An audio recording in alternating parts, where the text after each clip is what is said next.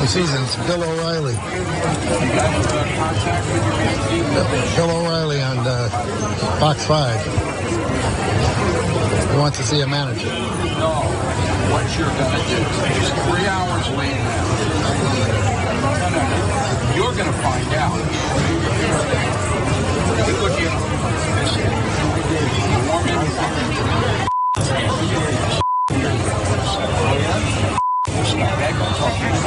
you're turning me with violence. No, I'm not. You're the one. I dare you. I dare you. Is that what you said?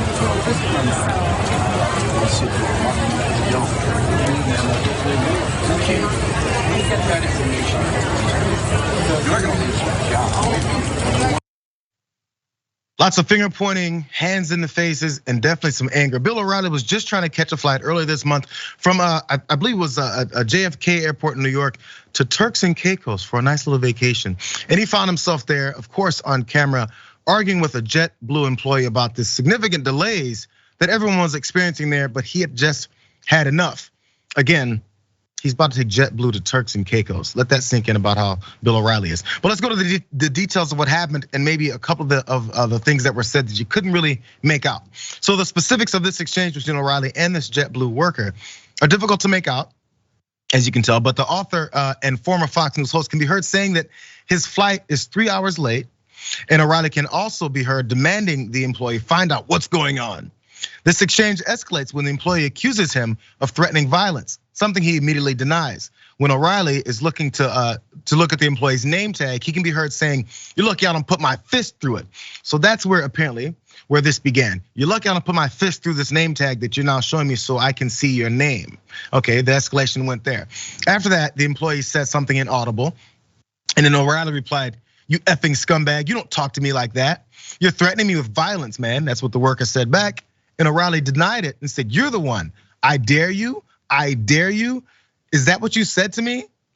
And then O'Reilly then observes that his name, looks at his name tag again, and then he said he's gonna lose his job before walking away. So look about those points when he points and says, "I'm gonna put my fist through it." Then what I did hear that employee say was, that's when he said, "I dare you." That's what O'Reilly was upset about. So he threatens with, "I'm gonna do something violent."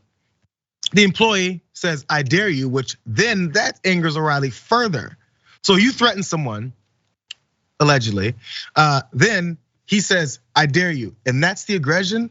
Let's watch again with that context to see how this went down and if who was the more aggressive person here in this exchange. Watch.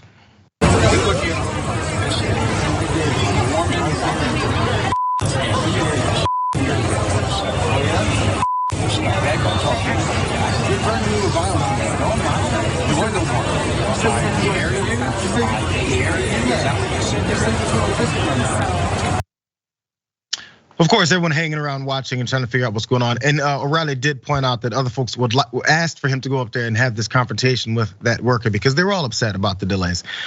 Before we get to his, O'Reilly did respond with his side of the story. But first, guys, I want to hear what you have to say about this first part. It's all so fragile. It's like one person is so much more inconvenienced than everybody else in that airport. You know what it reminded me of though, JR, was in The Sandlot, whenever those kids, the kids with the uniforms were fighting against the kids on The Sandlot. And he's like, "Oh, you run like a girl." And they're like, "Oh yeah, I'll see you on the pitch, or whatever, the baseball diamond, whatever it's called." Oh my God, you were going so well, then you gave me the pitch. Yeah, I don't know sports, but I know The Sandlot. But yeah, it's so ridiculous, and it's kind of funny to look at. Whenever I see somebody really overreacting, getting angry over something that is out of anyone's control, and the poor worker that he chose is just some arbitrary worker. He's not in control of anything any more than anybody else is. But I mean, at that point, if he does get fired over something like that, I feel like if it was me, I'd just be like, whatever, just take the job. I don't want it anymore. He's wielding the fact that he's Bill O'Reilly, and then of course standing over the guy, pointing, throwing his hand at him. Like there's only so much that even as an employee you're supposed to take, and I feel like those types of narratives have changed because it's always like the employee's always, the customer's always right. The employee has to bow down. Hey, be quiet or else you're gonna lose your job, which is still the thought process I think O'Reilly has here. And he's like, "I'm gonna take this out on someone." Now he did get into how he did get aggressive here and point these things out. So Bill O'Reilly did talk about this with Mediaite, and he said, speaking with them, he said that he handled the confrontation poorly, was his choice of words, and he chose the wrong language, but he's not sorry for confronting the worker. And he said the real story behind this exchange, which was caught by the Daily Mail originally, he said it's staffing shortages that airlines like JetBlue, and they're not being honest about. That's leading to numerous cancellations and delays for their flights. The story is JetBlue can't get their flights off the ground. It was crazy in the terminals, what O'Reilly said. And joking, frustration among passengers was so fierce that he may have prevented a riot by saying something. So he's saying everyone else was so mad, and he may have helped out by getting more angry and getting in the guy's face. He did point about the percentage of flights that get canceled in JetBlue is higher than others. We don't have to go to that graphic, but his point here is they're selling flights and they're not fulfilling those flights. That's maddening. So I get that. Now, where you miss where you're complaining to is the fact you're talking to the JetBlue employee who did not set up the flights, did not sell you those tickets, and did not say, hey, you guys, we're gonna be on time today, and screw you, this has been 3 hours worth of flights. So just find your targets better. You can be frustrated by that. And number three, I pointed out from the top, is Bill O'Reilly struggling? Because this is JetBlue. I avoid JetBlue. I was wondering about that. It's like, why are you here, Bill O'Reilly? But it's also, this is why we say that everybody at some point in their lives should work a service job, whether you're waiting tables or you're working at the counter at JetBlue, like you tend to just have better compassion for these workers. You understand what they're up against. And there's a lot of things that they can't say, even if they want to say them, because that's a liability. It's not their fault.